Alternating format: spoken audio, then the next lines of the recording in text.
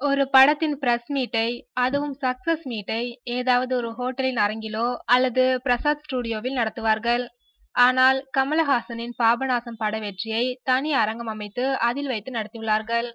முதல் முறையாக இப்படி ஒரு நிகழ்வு நடந்துள்ளது. பாபநாசம் படத்தில் வரும் வீடு, போலீஸ் ஸ்டேஷன், டீ கடை இவற்றை அப்படியே இமேஜ் அரங்கில் செட்டாக போட்டு அந்த படத்தில் வரும் கதாபாத்திரங்களாகவே நடிகர் நடிகைகளை தோன்ற வைத்திருந்தார் இயக்குனர் ஜீத்து ஜோசப்.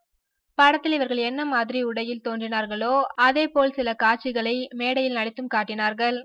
நன்றி அறிவிக்கும் கூட்டத்தில் இது மாதிரி ஒரு படத்தின் கதையை படக்குழுவினர் நடித்து காட்டியது இதுதான் முதல் முறை என்பதால் அனைவரும் அசந்து போனார்களாம். கமல் வேட்டி சட்டையில் வந்திருந்தார். ஆனால் அவர் முகம் மட்டும் தூங்காவனம் பட கெட்டப்பில் இருந்ததாம். பாபநாசம் ராணியாக கௌதமி தோன்றினார். Juster, Nivetha Thomas, MS. Bhaskar, police வேடத்தில் வந்த நடிகர்கள் என படக்குழுவினர் அனைவரும் கலந்து கொண்டு தங்களது நன்றியை தெரிவித்தனர்.